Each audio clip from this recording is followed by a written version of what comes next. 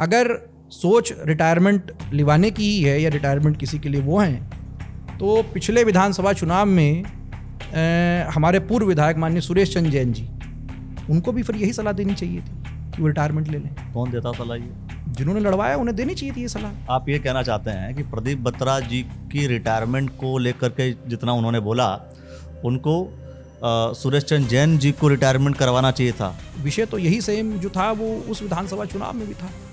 तो फिर उस समय पे जो है जैन साहब और सीनियर कैंडिडेट हैं और भगवान उनको बहुत लंबी आयु दे जो है, पर फिर वो रिटायरमेंट वाली सलाह तो उनके ऊपर भी फिट बैठती थी। तो इस प्रकार से इस दिशा में मुझे लगता है कि नहीं सोचना चाहिए। चरब जैन ने तो ये भी कह दिया था ना कि हम ही चुनाव लड़े, ऐसा कोई जरूरी नहीं है, कोई भी लड़ सकता है। कह रहा हूँ लेकिन वो चुनाव न लड़े, वहां पे जाके अपना ज्ञान न दें। वहां सब ज्ञानी है, पार्टी के पास पूर्ण अपना एक जो है संगठन है और संगठन उसी हिसाब से सोचता है, उनका एक अपना तरीका है सोचने का।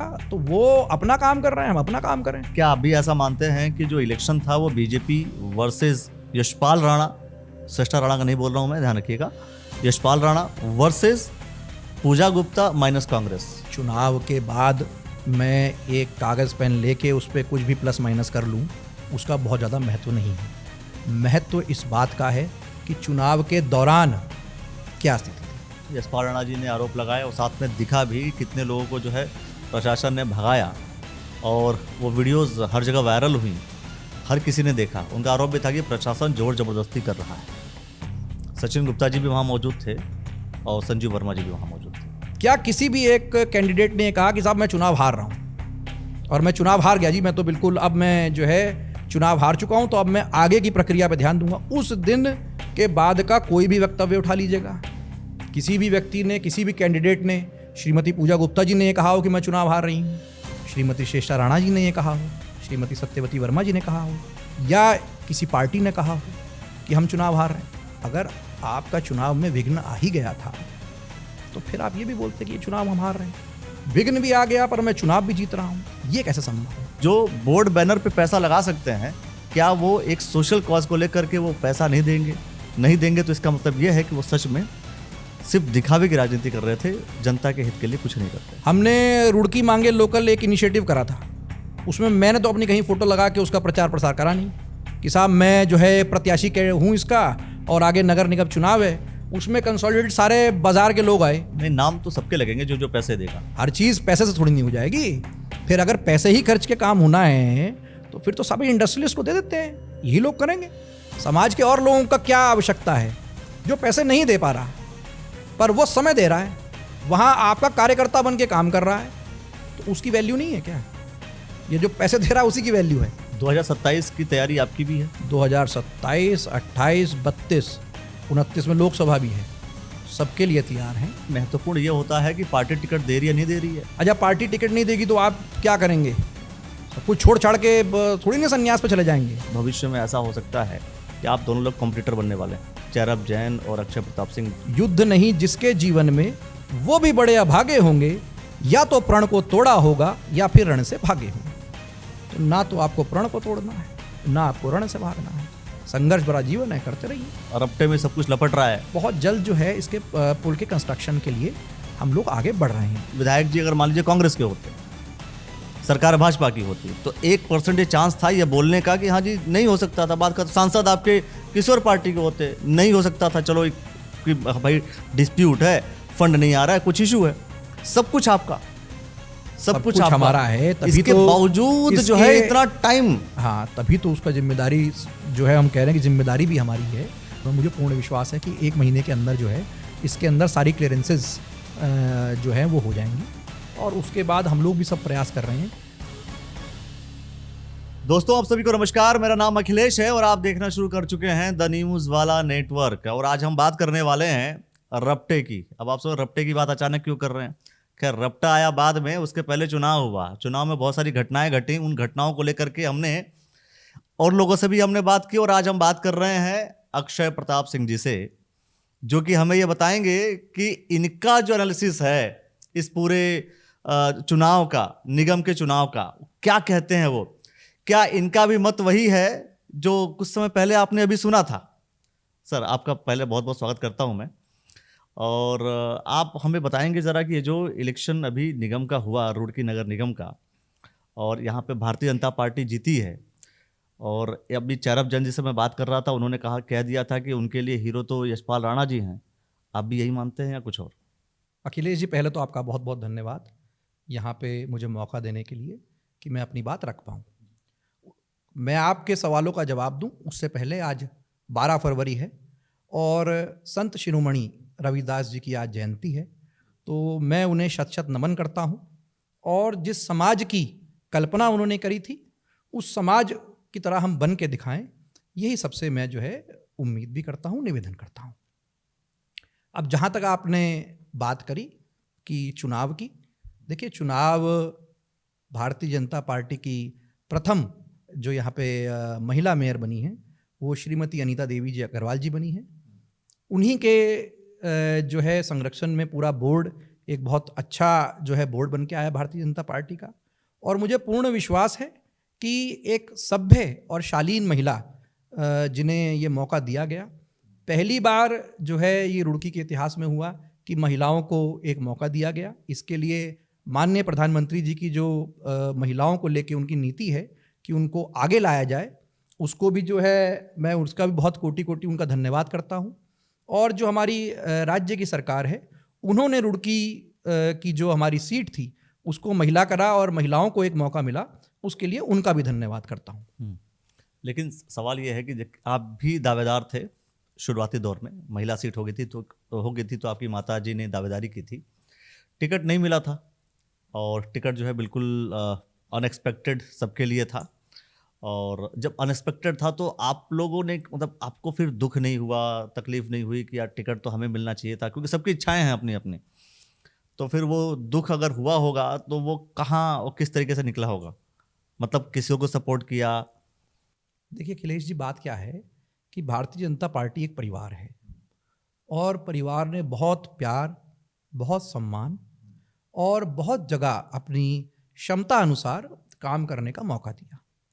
तो जब ये चुनाव आए तो हमें भी मौका मिला कि एक कार्यकर्ता के तौर पे हम लोगों ने एक एप्लीकेशन दिया।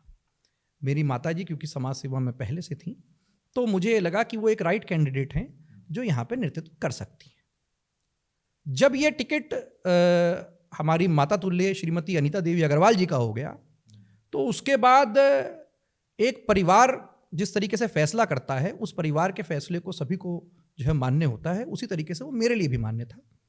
और मैं ये मानता हूँ कि व्यक्ति के असली जो उसका चरित्र होता है उसकी पहचान तब होती है जब वो विपरीत परिस्थिति में अपना चरित्र का प्रदर्शन करे। विपरीत परिस्थिति ये होती है कि आप कुछ चाह रहे थे, संभवतः वो नहीं हो पाया, हो सकता है कोई भी कारण हो। उस विपरीत परिस्थिति में भी आप अपने आप को किस प्रकार से जो है ढालते हैं और उसके बाद किस लक्ष्य की ओर बढ़ते हैं, वही हमारा कर्तव्य था। भारतीय जनता पार्टी ने जो इतना प्यार सम्मान दिया था, अब हमारा भी एक कर्तव्य था कि भाई एक कैंडिडेट आई हैं, हो सकता है उनका राजनीतिक अनुभव ना हो पर सामाजिक अनुभव है, अपने ग्रह का अनुभव है, जीवन का अनुभव है, तो बहुत सारे अनुभव वो लेके आ रही थी। हमारा कर्तव्य ये बनता था कि वो जहाँ जहाँ नहीं जा पाई थी वहाँ वहाँ हम लोग जाएं। सभी जो वार्ड थे उन सब में भारतीय जनता पार्टी के कैंडिडेट्स लड़ रहे थे, कई युवा कैंडिडेट्स लड़ रहे थे, कई सीनियर कैंडिडेट्स लड़ रहे थे, कई महिलाएं लड़ रही थी। तो जो हमारा जो हम जितने सक्षम हम थे उसमें हम लोग सब जगह गए और हमने भारतीय जनता पार्टी के लिए सभी का वोट मांगा और बड़े हर्ष का विषय है कि जो है उसके परिणाम भी आए। लेकिन क्या होता है कि राजनीतिक तौर पर अगर देखा जाए तो सबकी इच्छाएं होती हैं, टिकट नहीं मिला, दुख हुआ होगा। लोगों ने ये भी कहा कि आप, मतलब बहुत सीधी बात कह रहा हूँ मैं, कि लोगों ने कहा कि आपका जो समर्थन था वो समर्थन आपका यशपाल राणा जी के लिए था, ना कि भारतीय जनता पार्टी के प्रत्याशी के लिए। नहीं, देखिए अब किसी के पास महादेव की तीसरी आंख हो और वो कुछ और भांप ले, वो तो हमारी क्षमता है नहीं, ना मैं जानता हूँ किसी ऐसे व्यक्ति को। तो जो लोग ये बात कह रहे हैं वो लोग या तो इसको जो है साबित भी करें। भाई हम लोग भारतीय जनता पार्टी के कैंडिडेट के साथ निरंतर रहे, निरंतर हम लोगों ने जो है प्रचार प्रसार में रहे, निरंतर सब वार्ड्स में रहे और सिर्फ टिकट ना मिलने की वजह से हम अपनी नाराज़गी इस तरीके से व्यक्तित्व करें, जो है बताएं कि भाई ये नाराज़गी है हमारी, तो ये बहुत हल्की नाराज़गी है, बहुत छोटी नाराज़गी है। और विपरीत परिस्थिति में, मैंने जैसे आपसे बताया कि जो आदमी विपरीत परिस्थिति में भी रह के अपने चरित्र बंधा रहे, उसी का असली चरित्र है। ये तो जो इस प्रकार की लोग बातें करते हैं, उनके लिए मैं ये कहना चाहूँगा कि सच है विपत्ति जब आती है वो कायर को दहलाती है। सच है विपत्ति जब आती है वो कायर को दहलाती है, और सूरमा नहीं विचलित होते। सूरमा नहीं विचलित होते, पल एक नहीं धीरज खोते, विघ्नों को गले लगाते हैं, कांटों में राह बनाते हैं। तो आज नहीं तो कभी और सही, कभी और नहीं तो कभी और सही।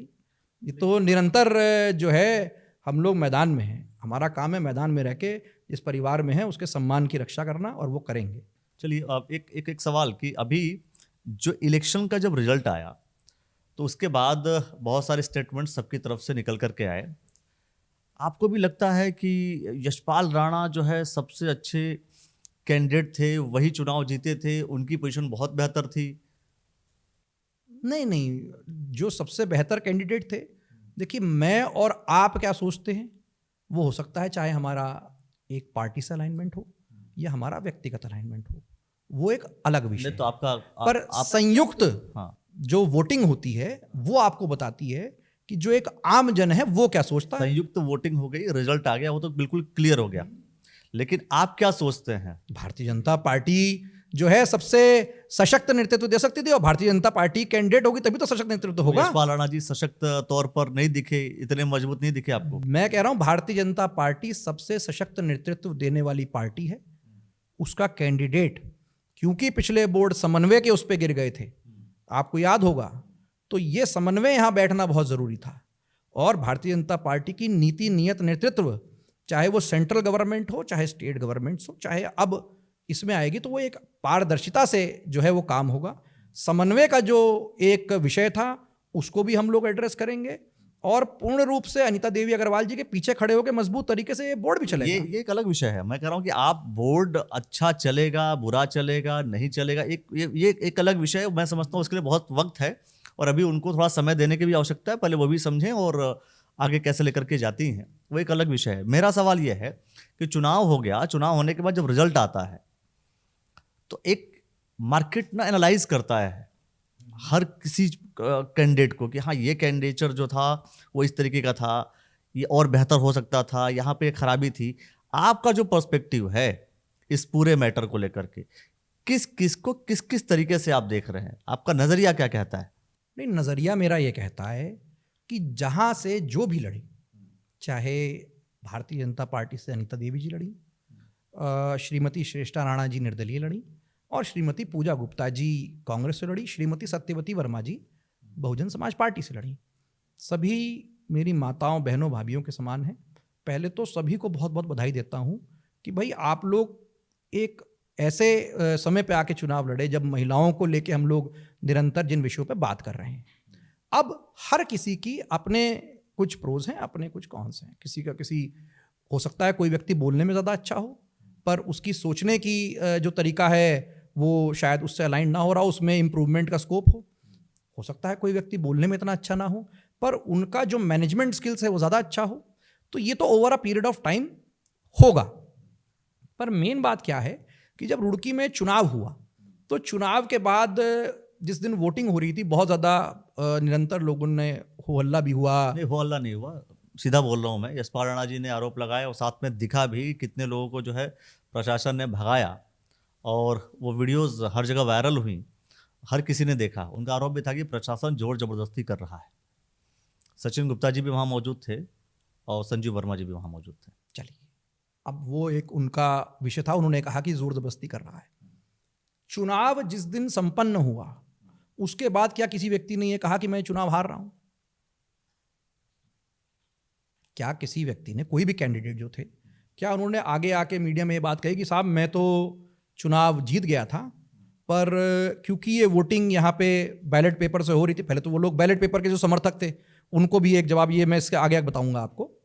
क्या किसी भी एक कैंडिडेट ने कहा कि साहब मैं चुनाव हार रहा हूँ, और मैं चुनाव हार गया जी, मैं तो बिल्कुल अब मैं जो है चुनाव हार चुका हूँ, तो अब मैं आगे की प्रक्रिया पे ध्यान दूंगा? उस दिन के बाद का कोई भी वक्तव्य उठा लीजिएगा, किसी भी व्यक्ति ने, किसी भी कैंडिडेट ने, श्रीमती पूजा गुप्ता जी ने कहा हो कि मैं चुनाव हार रही हूँ, श्रीमती श्रेष्ठा राणा जी ने ये कहा हो, श्रीमती सत्यवती वर्मा जी ने कहा हो, या किसी पार्टी ने कहा हो कि हम चुनाव हार रहे हैं।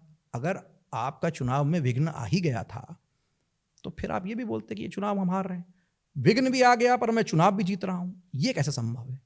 ये तो कॉन्ट्रडिक्टरी बात हो गई ना। तो ये सवाल आपको करना चाहिए। किसी ने हारने की बात को लेकर के बोला नहीं था। सब सशक्त है, सब उस दिन जो है काउंटिंग में मैं पूरे समय रहा हूं। दोनों बातें थी कि सरकार ने अच्छा नहीं किया, सरकार ने जोर जबरदस्ती की और चुनाव हम जीत रहे हैं, यह भी तो सर स्टेटमेंट ये था। तो मैं कह रहा हूं ना कि वहां पे जब हम पहुंचे उस समय भी जितने जितने सब कैंडिडेट्स थे वो सब आश्वस्त थे कि हम जीत रहे हैं।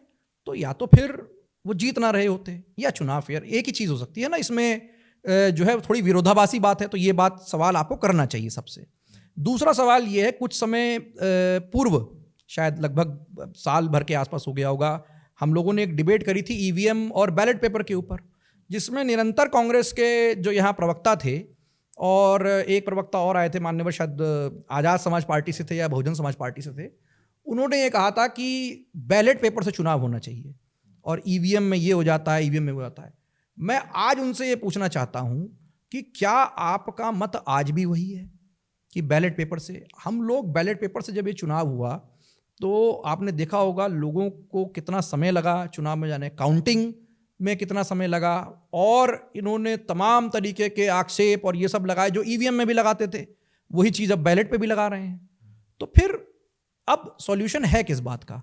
आप ईवीएम से हार जाइए तो ईवीएम खराब, आप बैलेट से हार जाइए तो चुनाव खराब, तो कहीं ना कहीं कुछ तो सही भी होगा। आप क्या बिलीव कर रहे हैं? नहीं तो सरकारें गलत नहीं करती, सरकार का मतलब जो पावर में है, पार्टी कोई भी हो, आज बीजेपी है, कभी कांग्रेस थी, भविष्य में कोई और भी हो सकता है। सर मैं तो व्यवस्था की बात कर रहा हूँ, या तो आप ईवीएम पे एग्री करिए या बैलेट पे एग्री करिए। आपके आज कोई कैंडिडेट मान लीजिए जो बैलेट पे चुनाव कराना चाह रहे थे वो वहाँ जीत गए, तो वहाँ चुनाव ठीक हुआ होगा? आप बताइए ना साहब। वहाँ जैसे एग्जाम्पल के तौर पे हम भगवानपुर ले लेते हैं, वहाँ इन्होंने इस प्रकार के जो है आक्षेप लगे, पर जीतने के बाद जो है उन्होंने ये कह के तो सर्टिफिकेट मना नहीं कर दिया कि नहीं साहब चुनाव सही तरीके से नहीं हुआ तो हम लोग सर्टिफिकेट नहीं लेंगे, वापस चुनाव कराइए। हाँ, दोबारा कराओ, ऐसा तो नहीं। आप कराते वापस चुनाव, तब मानते कि आपकी जो बात थी वो फेयर थी। तो जहां आप जीत जाएं वहां पे तो आप सर्टिफिकेट ले लेंगे, खुशियां मनाएंगे, और जहां आप हार गए वहां अलग अलग तरीके के आक्षेप लगाए। तो ये मैं व्यक्तिगत तौर पे ऐसा मानता हूं, कहीं ना कहीं विरोधाभास है इस बात में, और इस बात को सभी कैंडिडेट्स को जो है देखना चाहिए। क्योंकि प्रथम जो है ये सीट महिला हुई, तो देखिए कई महिलाओं को मौका मिला, कई महिलाएं कैंपेन में आईं, विभिन्न जो है क्षेत्रों में उनका जो है प्रोग्राम्स लगे हुए थे, वो लोग आगे बढ़ चढ़ के आए। तो ये भी तो एक मतलब आनंद का विषय है ना कि जिन महिलाओं को हम लोग बढ़ाना चाहते हैं, सभी लोग मिलके अपनी माताओं बहनों को, वो भी बाहर निकल के आके जो है अपना राजनीति में जो है हस्तक्षेप कर रही हैं। कई युवा थे, उन्हें चुनाव लड़ने का मौका मिला। युवाओं के लिए जो सोच है उनको भी तो चुनाव लड़ने का मौका मिला ना। तो ये तो एक पॉजिटिव साइड भी तो है, उसको भी देखना चाहिए। लेकिन इस पूरे इलेक्शन में क्या आप भी ऐसा मानते हैं कि जो इलेक्शन था वो बीजेपी वर्सेस यशपाल राणा, श्रेष्ठा राणा का नहीं बोल रहा हूं मैं, ध्यान रखिएगा, यशपाल राणा वर्सेस पूजा गुप्ता माइनस कांग्रेस? नहीं, ये सब तो अब ऐसा है ना कि साहब चुनाव के बाद मैं एक कागज़ पेन लेके उस पर कुछ भी प्लस माइनस कर लूँ, उसका बहुत ज़्यादा महत्व नहीं है। महत्व इस बात का है कि चुनाव के दौरान क्या स्थिति थी। चुनाव भारतीय जनता पार्टी निरंतर जो है वो ये था कि भारतीय जनता पार्टी जो है वो नंबर 1 पोजीशन की दावेदार है। जो लोग भारतीय जनता पार्टी के नहीं भी हैं, चाहे वो of the record of camera मिलते हों, तो उन्होंने यही कहा कि भारतीय जनता पार्टी को सब जगह से वोट मिल रहा है। अब आप वोटिंग हो गई है, आप उसके बाद जो डेटा एनालिसिस करेंगे, सभी बूथवार डेटा देख लीजिएगा। भारतीय जनता पार्टी को जो सबका साथ, सबका विकास, सबका विश्वास की नीति है, वो आपको उस वोटिंग पैटर्न में दिखेगी। मैं कह रहा हूं कि हर बूथ पे, आपको नहीं लग रहा हर बूथ पे वोट मिला है। इलेक्शन होने के बाद पूजा गुप्ता एक अच्छे समझ में आया लोगों को कि पूजा गुप्ता जी जो है एक अच्छा लीडर बनकर के आई, अगर हम फीमेल लीडर की बात करें तो। नहीं तो पूजा गुप्ता जी को मैं तो पुनः उनको शुभकामनाएं देता हूं कि एक यंग एज पे, युवा अवस्था में ही उनको चुनाव लड़ने का मौका मिला, बाहर निकलने का मौका मिला, लोगों को समस्याओं को और नज़दीक से देखने का मौका मिला। तो अब कोई भी कैंडिडेट हो उसको जो है एक तो जनता के मैंडेट के आगे नतमस्तक होना चाहिए कि यही एक सच्चाई है। और दूसरी चीज़ जो हम कर रहे हैं, भारतीय जनता पार्टी के सभी कार्यकर्ता हम लोग आभार प्रकट कर रहे हैं लोगों का, सबके यहाँ जा रहे हैं, घरों पे जा रहे हैं। आप लोगों के साथ प्रशासन था तो आप आभार प्रकट कर रहे हैं, उनके साथ गलत हुआ, उन्होंने कहा कि भाई भाजपा वालों ने हराया है और जबरदस्ती करी है।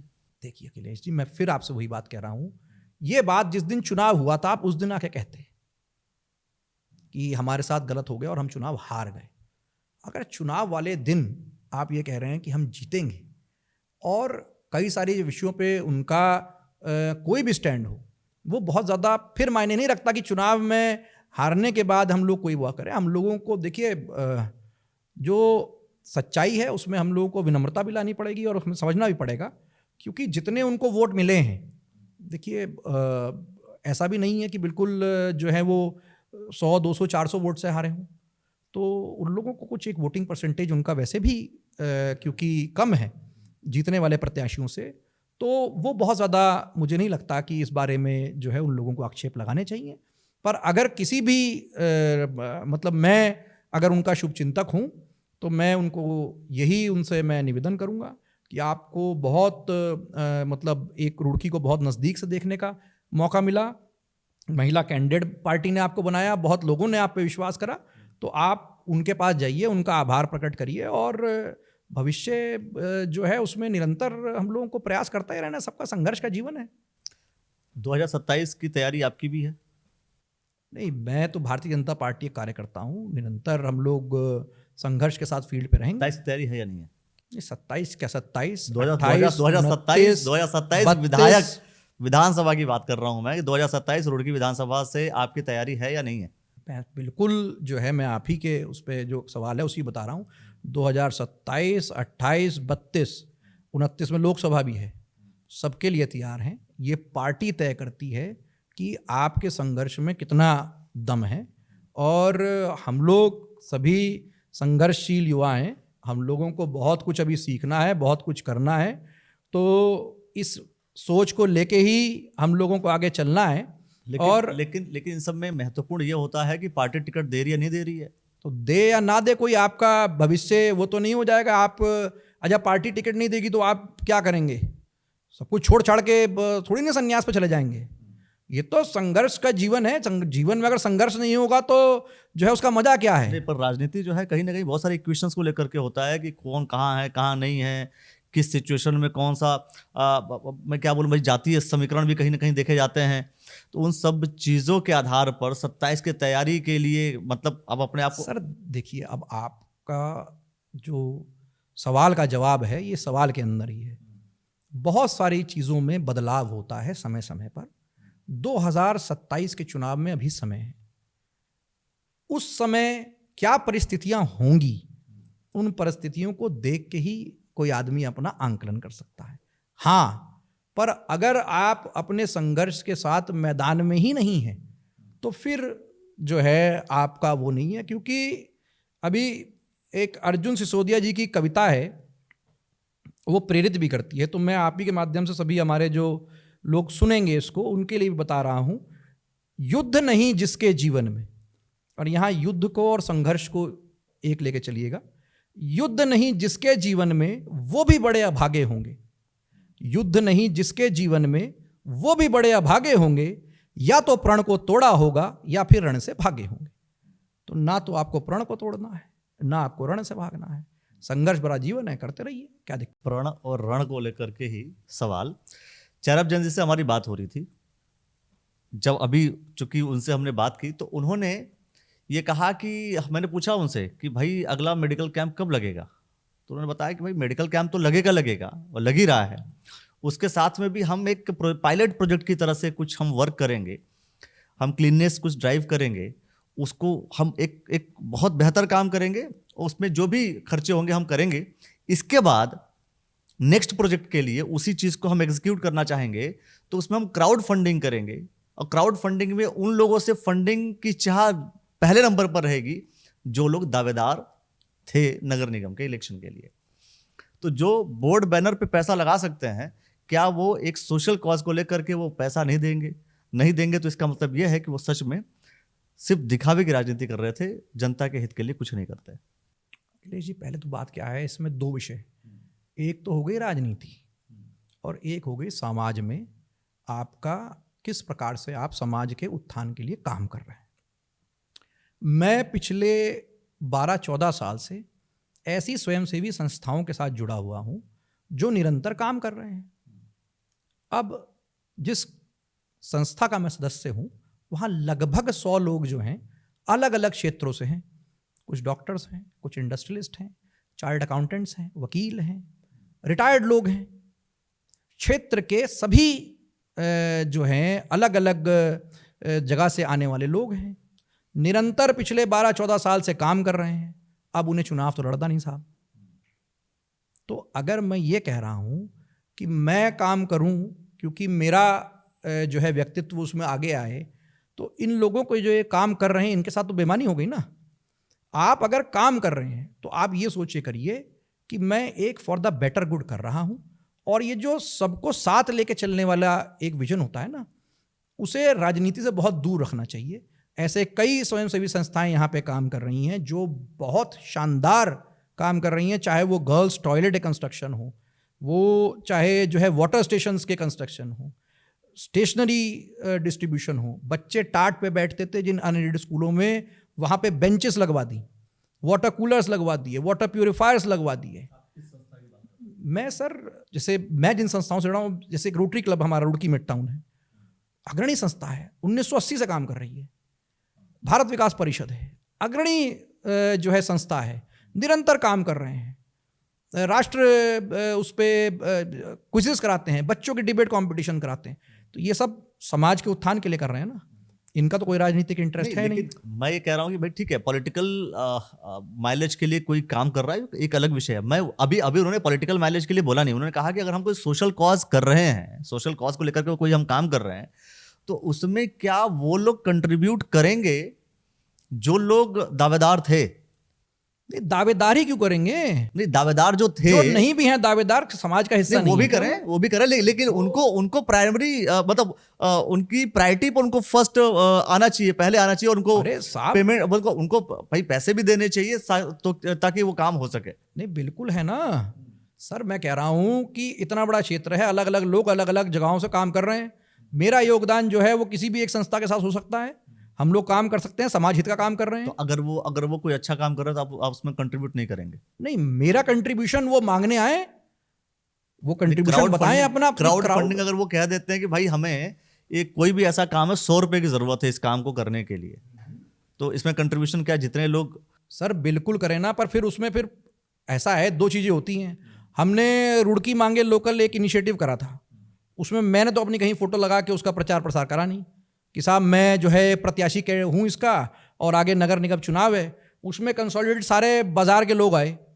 उस प्रेस कॉन्फ्रेंस का आप वो उठा लीजिएगा, उस प्रेस कॉन्फ्रेंस में सारे वक्तव्य जो हैं वो व्यापारी लोगों के लिए हैं, फिर उसको आगे करेंगे, फेस्टिवल्स में करेंगे।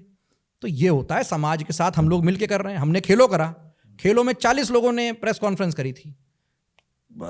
100 युवा जो थे वो वहाँ पे अलग अलग काम को देख रहे थे।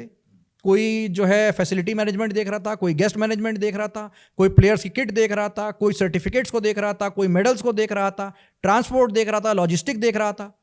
तो ये क्राउड फंडिंग हो या जो है एक जन भागीदारी हो, ये तो मैं सुनिश्चित कर सकता हूं ना कि जन भागीदारी होगी, तो फिर वो जन सबकी भागीदारी एक बन के रहे ना। आप सिर्फ मैं अपना एक फोटो लगा लूं और मैं कहूं कि जन भागीदारी भी कहूंगी, तो फिर वो देखिए उन लोगों के लिए बेमानी। नाम तो सबके लगेंगे, जो पैसे देगा। जो नहीं भी देगा भाई साहब उसका भी लगाइए, क्या बात हो गई। मैं पैसे से आपका वो नहीं कर सकता, समय देकर तो कर सकता हूं। हर चीज़ पैसे से थोड़ी नहीं हो जाएगी।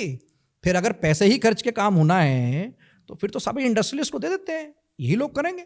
समाज के और लोगों का क्या आवश्यकता है?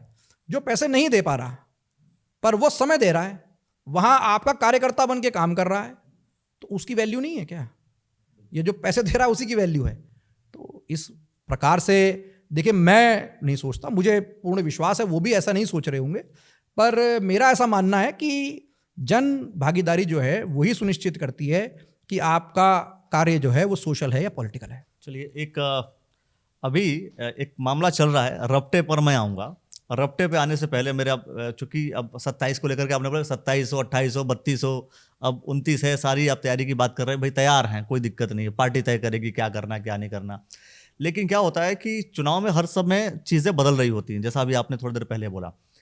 चेयरअपजन जी का एक और स्टेटमेंट उन्होंने दिया ये कि प्रदीप बत्रा जी, चूंकि ये जो इलेक्शन, ये जो चुनाव हुआ, इस चुनाव में विधानसभा आप हारे लेकिन नगर निगम आप चुनाव जीते, तो प्रदीप बत्रा जी को पॉलिटिकल रिटायरमेंट ले लेना चाहिए, और नहीं तो अब उन्होंने ऐसा वर्ड इस्तेमाल किया कि भाई पॉलिटिकल डेथ हो सकती है, ऐसा वर्ड किया।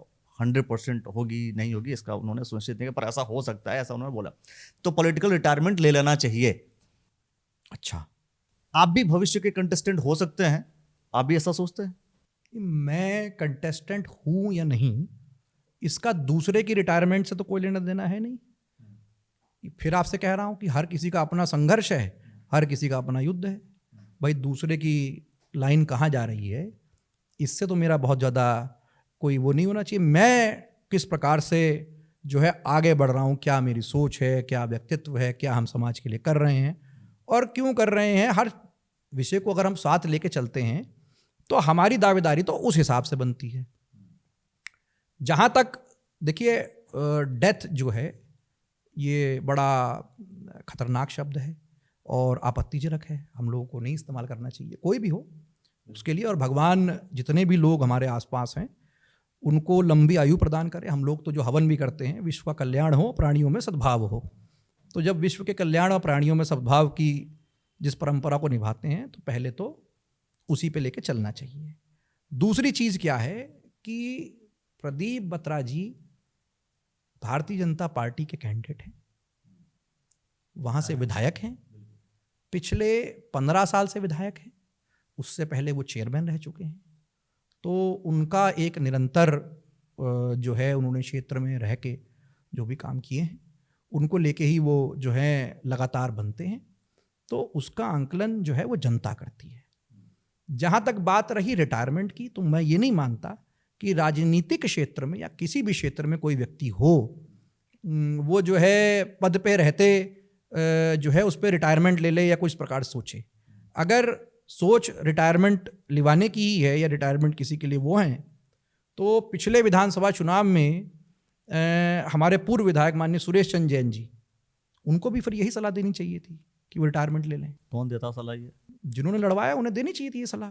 भाई वो पहला चुनाव उस समय हार गए थे, बिल्कुल। दूसरा भारतीय जनता पार्टी से कैंडिडेट प्रदीप बत्रा जी हो गए थे।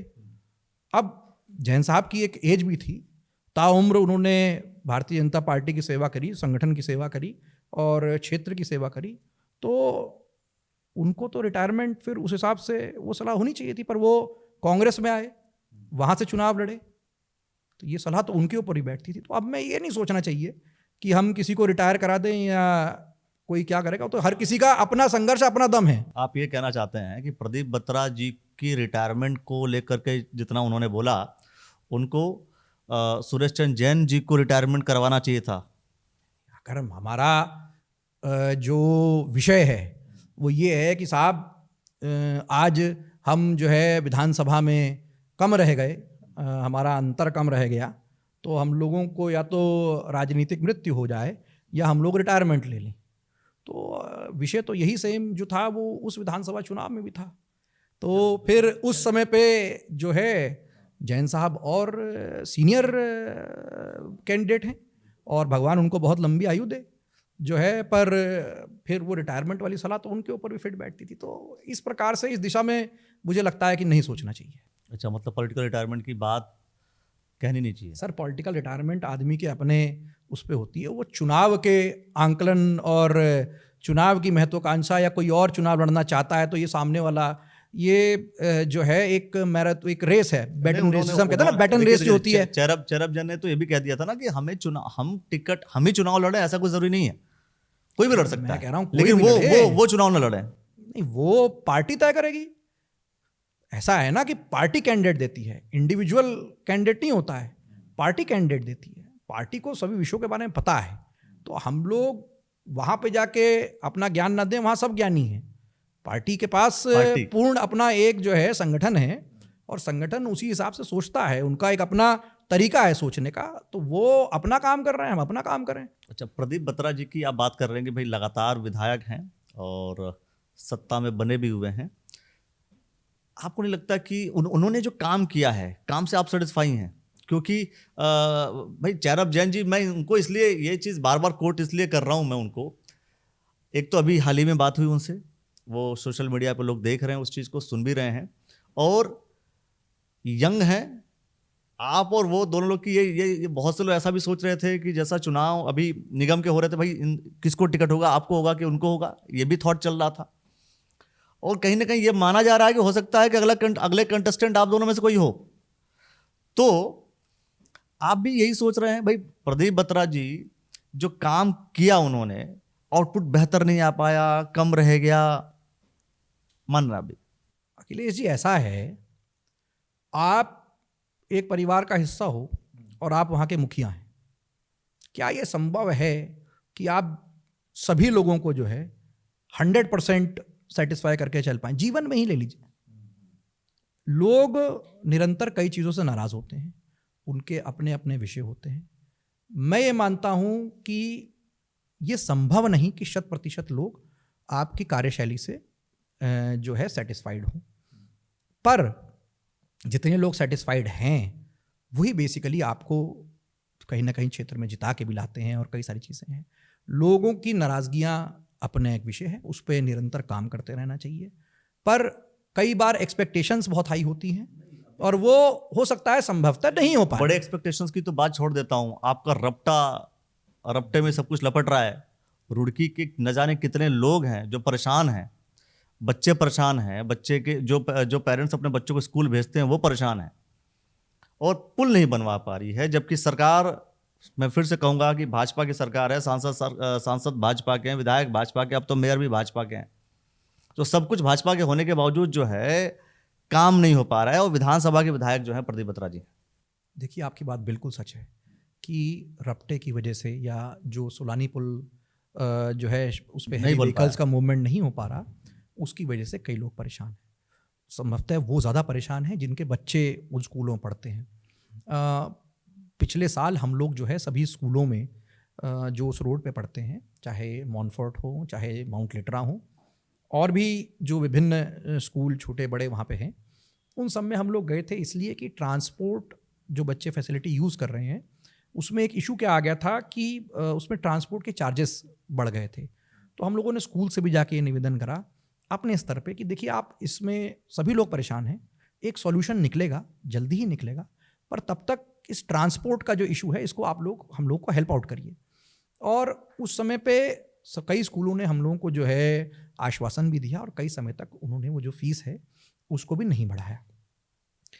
ये बात भी सच है कि जितना तेज़ी से ये कार्य हो सकता था, शायद हम लोग कुछ लीगल कंप्लायंसेस की वजह से उतनी तेज़ी से नहीं कर पाए।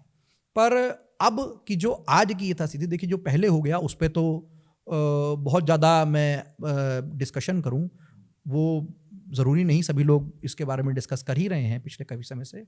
पर अब आगे क्या हो रहा है उसके बारे में थोड़ा सा मैं बता देता हूं कि अब ये जो कंप्लायंसेस थे ये लगभग पूर्ण हो चुके हैं, और ये बजटरी जो इश्यूज थे वो भी सॉल्व हो गए हैं। तो बहुत जल्द जो है इसके पुल के कंस्ट्रक्शन के लिए हम लोग आगे बढ़ रहे हैं। तो जहाँ तक बात रही, जब ये पुल बंद हुआ था तब पर भी स्टेटमेंट आया था कि बहुत जल्द सॉल्व हो जाएगा। सर, मैंने आपसे बताया कि कुछ डेढ़ लीगल दो साल बाद भी हम कंप्लायंसेस उसी स्टेटमेंट पर हैं कि बहुत जल्द हो जाएगा। कंप्लायंसेस की वजह से ये विषय एड्रेस नहीं हो पाया था। उसके लिए जिन भी लोगों को कठिनाई हुई है, हम लोग सब क्षमा प्रार्थी हैं, पर हम लोग भी समाज का हिस्सा हैं, तो हम लोग जो कर सकते थे उसमें जाके हम लोगों ने उस समय करा, चाहे स्कूल से रिक्वेस्ट करने की बात हो। किसकी है इसमें? सर, गलती ना होने की। सर, मैं फिर बता रहा हूँ कि भाई जब उम्मीद हमसे है तो जिम्मेदारी भी हमारी ही होगी। आदमी किसी और पार्टी के पास जाके तो कहेगा नहीं।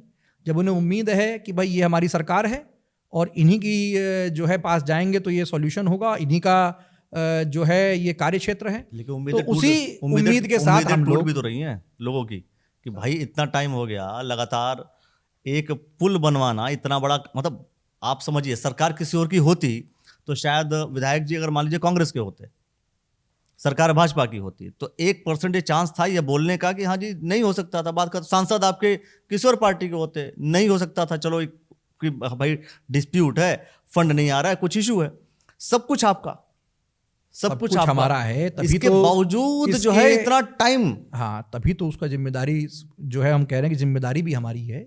और जो आज की यथास्थिति है उसका क्या है वो मैंने आपको बताया।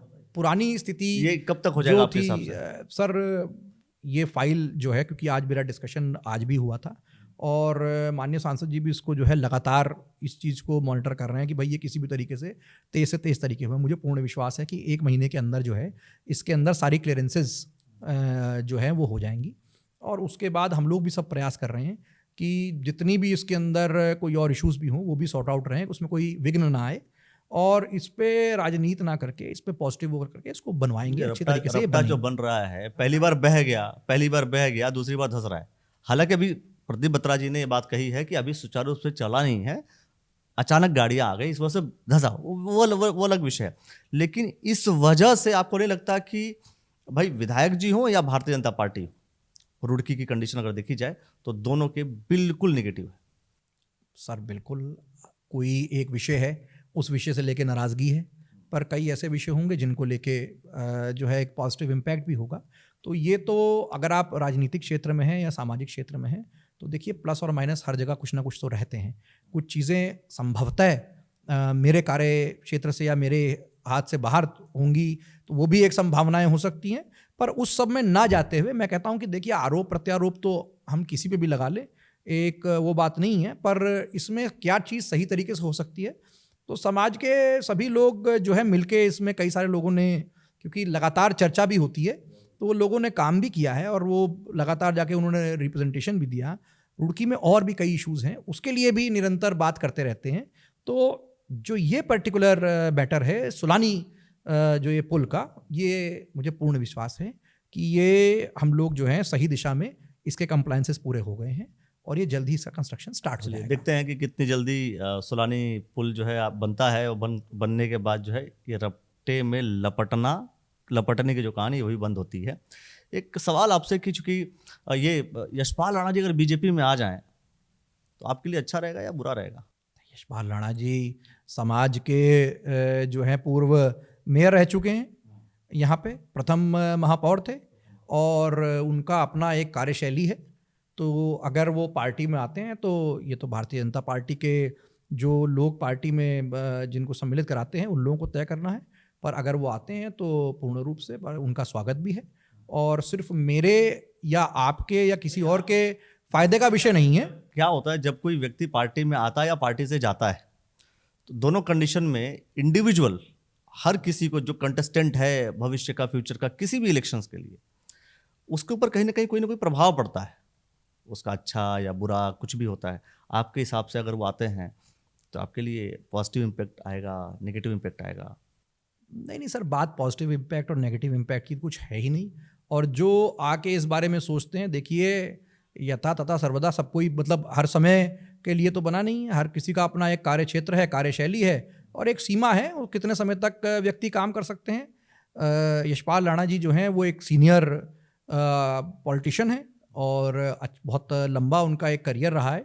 तो जब तक वो रहे मैं उनकी भी लंबी आयु की कामना करता हूँ और रहें वो अपनी जिस प्रकार की उनकी राजनीति है उसे वो करें। भारतीय जनता पार्टी में आते हैं तो उनका सम्मिलित हो जाते हैं तो मैं उनका बहुत बहुत स्वागत करता हूँ। चलिए, और जैसे अभी 2-3 बातें जो हमने आपसे पूछी तो आपने चरब जैन जी ने जो जवाब दिया था कुछ उसका कॉन्ट्राडिक्टरी आंसर आपका रहा, कॉन्ट्राडिक्टरी अपोज करता हुआ आंसर रहा। नहीं है तो डिस्कशन है लेकिन आर्गुमेंट नहीं है। आपका जो जवाब है वो कहीं ना कहीं अगेंस्ट में है।